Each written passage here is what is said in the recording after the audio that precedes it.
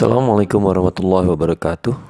Sahabat-sahabat malnutrisi semua, kita jumpa lagi dalam episode ke-13 dari After Sahur.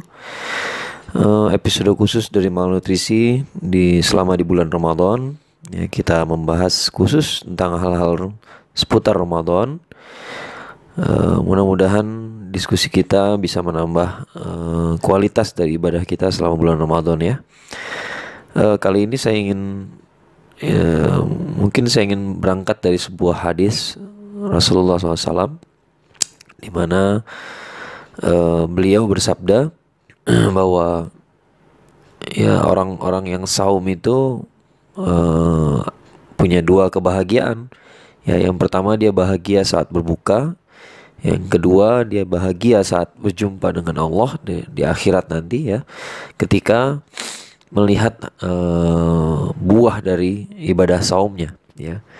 Jadi ada dua hal yang menjadi sumber kebahagiaan orang yang saum ya, yaitu yang pertama ketika dia berbuka dia berbahagia. Saya rasa ini nggak perlu diperjelas secara ilmiah ya, karena semua orang yang saum itu pasti bahagia pas lagi berbuka. Ya.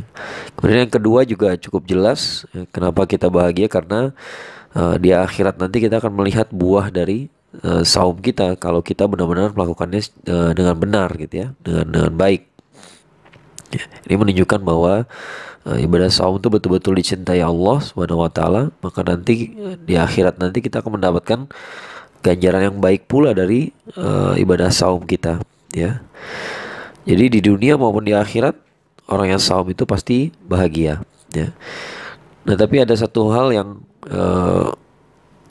ya semacam kesimpulan menarik ya, yang ingin saya tarik dari sini adalah bahwa ya kita kan udah bahas ya bahwa saum itu pada dasarnya berarti imsak ya, artinya menunggu, menahan ya. Jadi kita ini nggak disuruh tidak makan dan tidak minum tuh nggak seharian betul ya, hanya subuh sampai maghrib. Ya, kita nggak boleh makan minum itu bukan sebulan penuh ya. Mana ada yang kuat sebulan penuh nggak makan nggak minum gitu ya. Kita hanya dilarang pada waktu di antara subuh sampai maghrib saja. Ya, dari azan subuh sampai azan maghrib. Ya, di episode-episode awal kalau nggak salah di episode berapa ya, lupa saya juga, di awal-awal dia saya membahas bagaimana saum ini membuat kita menjadi lebih manusia ya, karena manusia itu beda dengan binatang. Manusia itu bisa menunggu ya. Menunggu itu sifatnya manusia betul ya. Kalau binatang dia nggak bisa menunggu, waktunya lapar dia harus makan ya, waktunya ketika haus dia harus minum. Dia akan bertarung demi memenuhi rasa laparnya itu ya. Dan itu suatu hal biasa dalam dunia binatang. Tapi dalam dunia manusia itu buruk sekali ya. Jadi kalau kita baru lapar saja lalu kita langsung menghalalkan segala cara, itu jelek sekali ya. Bukan begitu cara manusia menyelesaikan masalah gitu ya. Nah, ya itulah bersabar menunggu itu adalah keunggulan manusia ya. Nah, saum itu menunggu ya, menunggu saatnya berbuka. Kita bisa kok melakukan beberapa hal-hal yang tadinya nggak boleh gitu ya. Itu hanya yang halal maksudnya ya. Yang tadinya nggak boleh ketika saum nanti bisa gitu ya. Jadi kita nggak perlu memaksakan diri bukan berarti saum ini harus mematikan hawa nafsu kita atau membuat kita jadi sama sekali tidak boleh makan, nggak juga gitu ya. Kita hanya harus menunggu saja ya. Nah, karena itu dapat saya simpulkan bahwa yang saum itu bahagia saat berbuka. Kenapa? Karena dia sudah menunggu ya. Dia sudah menunggu, dia sudah bersabar menunggu ya. Dan ketika saatnya berbuka tiba, maka dia bisa mendapatkan apa yang dinanti-nantikan sebelum ketika sedang saum tadi.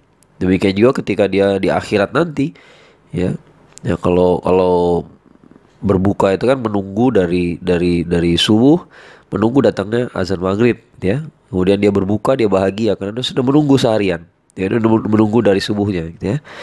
Tapi ada menunggu yang kedua, ya menunggu apa? Ya kan selama ini kita saum, saum, saum, saum, bertahun-tahun kita saum, kita belum lihat hasilnya, ya.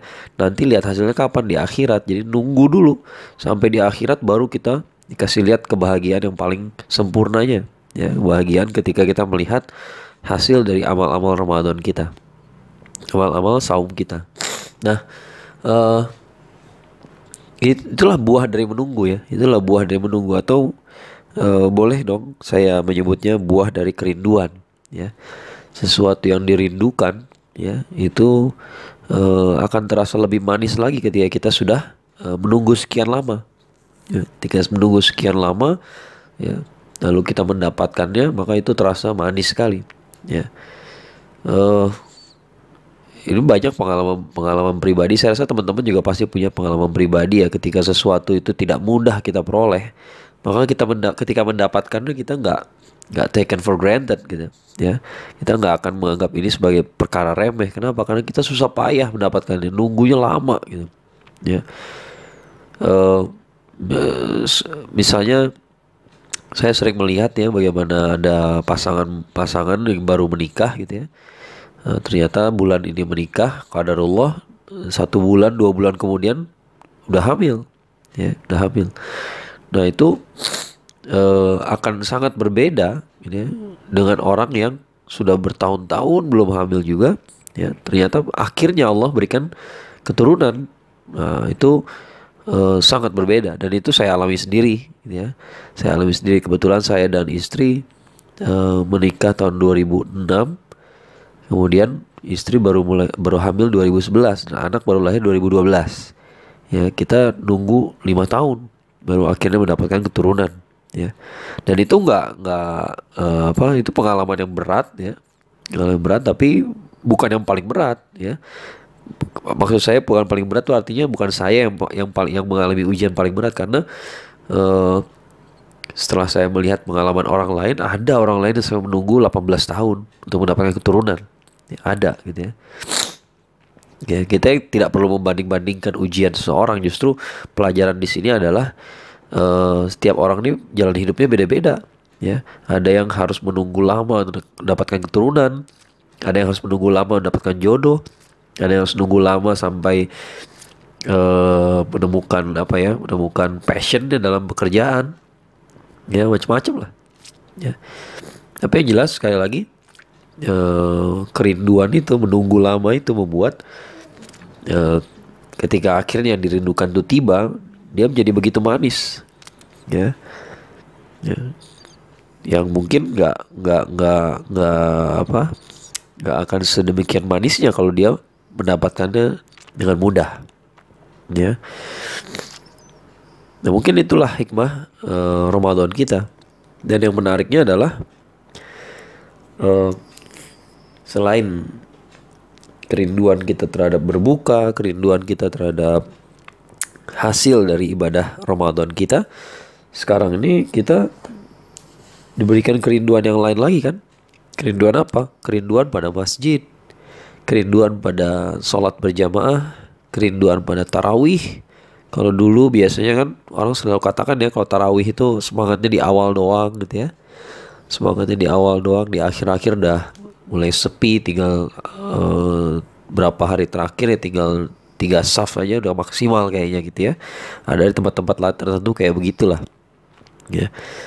Tapi rasanya sekarang nih rinduan kita betul-betul dahsyat gitu, betul-betul memuncak gitu, ya. Ya, kita tinggal nunggu komando aja nih, kapan tiba-tiba kita diangkat nih pandemi, kita rasanya pengen berangkat ke masjid gitu, ya. Kita punya kerinduan pada keluarga kita mungkin yang jauh di rantau, ya, karena kita nggak boleh mudik gitu, ya. Kita punya kerinduan dengan hal-hal tertentu, dengan itikaf, ya. Kelihatannya tahun ini kita mungkin nggak bisa itikaf, tapi Masya Allah ini belum sampai 10 hari terakhir sih, tapi perasaan itu sudah kuat gitu, ya. Nah kerinduan-kerinduan ini membuat ya kita nggak tahu, ya, kapan selesainya pandemi ini, kita belum tahu, belum kelihatan ujungnya. Walaupun orang udah mengatakan ini kayaknya anti klimaksnya udah kelihatan, ya, udah mulai terjadi anti klimaks, ya. Ya mudah-mudahan Ya, mudah-mudahan Allah berkenan mengangkat penyakit ini dengan segera. Tapi kita nggak tahu persis. Ya, nah yang jelas eh, ya kerinduan kita sekarang akan masjid. Ya, insya Allah akan membuat kita membuat perasaan ini bertambah manis kalau nanti akhirnya tiba waktunya ketika kita bisa sholat berjamaah di masjid lagi. Ya, kerinduan ini akan membuat segalanya jadi lebih manis ketika akhirnya kita bisa itikaf lagi di masjid. Ya, saya membayangkan nanti ketika saatnya kita sudah dibolehkan datang ke masjid, kelihatannya masjid itu akan semarak sekali. Saya sudah membayangkan bagaimana orang datang berpelukan, ya, tertawa. Barangkali ada yang menangis, barangkali ada yang langsung sujud syukur di depan gerbang masjid, ya, bukan di masjid ya, tapi di gerbangnya udah mungkin udah ada yang sujud syukur juga. Ya, kenapa? Karena ya baru kali ini merasakan kangennya sama masjid itu kayak begini gitu. Ya dulu mungkin kita ke masjid cuma taken for granted aja gitu. Jadi nggak merasa ini sebagai anugerah yang luar biasa. Bahkan mungkin kita malas-malasan ke masjid. Nah, sekarang rasanya enggak. Ya rasanya kita siap lah bayar dengan harga apa saja gitu ya untuk pergi ke masjid, untuk sholat berjamaah ke masjid ya. Istilahnya saya begitu gitu ya. Tapi ya inilah ya. Mungkin sekarang ini Allah sedang mengajari kita kerinduan ya supaya eh, kita menghargai apa yang kita punya ya, supaya kita lebih menghargai apa yang kita punya. Selama ini kita memilikinya tapi kita nggak menghargainya. Selama ini kita masjid rumah kita dekat ya, masjid itu dekat dari rumah kita tapi kita nggak nggak mengambil keuntungan dari situ ya. Tapi nanti insya Allah kalau kita mengambil pelajaran betul dari apa yang kita alami sekarang, insya Allah ini akan berubah ya, insya Allah ini akan berubah. Ya, sahabat-sahabat Nutrisi semua, mungkin itu diskusi kita pada pagi hari ini. Ya, mudah-mudahan benar seperti yang digambarkan dalam hadis tersebut. Mudah-mudahan kita akan bahagia nanti di akhirat melihat amal-amal saum kita, amal Ramadan kita. Dan mudah-mudahan kerinduan kita pada masjid, pada itikaf, pada sholat berjamaah gitu ya, akan menambah kuat juga ibadah kita setelah pandemi ini berakhir. Ya, dan setelah itu kita pun akan berbahagia dengan amal-amal kita yang lain selain saum ya, karena kita tidak lagi mengabaikan mereka, tidak lagi bersikap seolah-olah ini semua tidak penting ya. Mudah-mudahan kita bisa lebih menghargai kebersamaan kita dengan masjid, kebersamaan kita dalam sholat berjamaah dan seterusnya. Sampai jumpa pada episode berikutnya. Assalamualaikum warahmatullahi wabarakatuh.